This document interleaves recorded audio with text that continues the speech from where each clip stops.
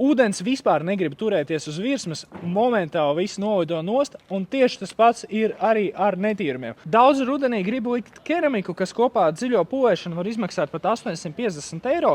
Ja tu arī esi domājis, bet tu liekas cena par dārgu, tad iesaku sākumā pamēģināt uzklāt plēšu spīdumu, kas iedos tavai mašīnai hidrofobu efektu uz 2 līdz 3 mēnešiem. Pats svarīgākais ir kārtīgi attīrīt virsbūvi, lai uzklāto izekli nevis uz eļaino ceļu netīrumu slāņa, bet uz tīras virsmas. Šai mašīnai pirms tam nebija nekādas aizsardzības. Pirms nedēļas mēs uzklājām tikai hidrovasku plēšu spīdumu. Šeit uz virsbūves nav keramika. Un paskatīsimies, kā ūdens ir spējīgs žāvēt ūdeni.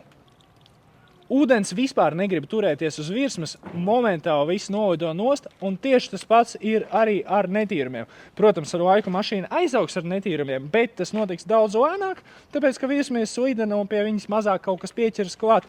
Un tad, kad mašīna mazgās, to būs arī daudz ērtāk izdarīt. Plēšas spīdums pietiks 2 uzklāšanas reizēm. Vienas uzklāšanas reizes izmaksas 9 eiro, un to var izdarīt jebkurš pats, nav jābūt profesionālam. Vienkārši kārtīgi attīra virsmu, uz slāpjas virsbūves uzklāja, kārtīgi noskalo, neļaujot nožūt, un hidrofobs būs aktivizēts.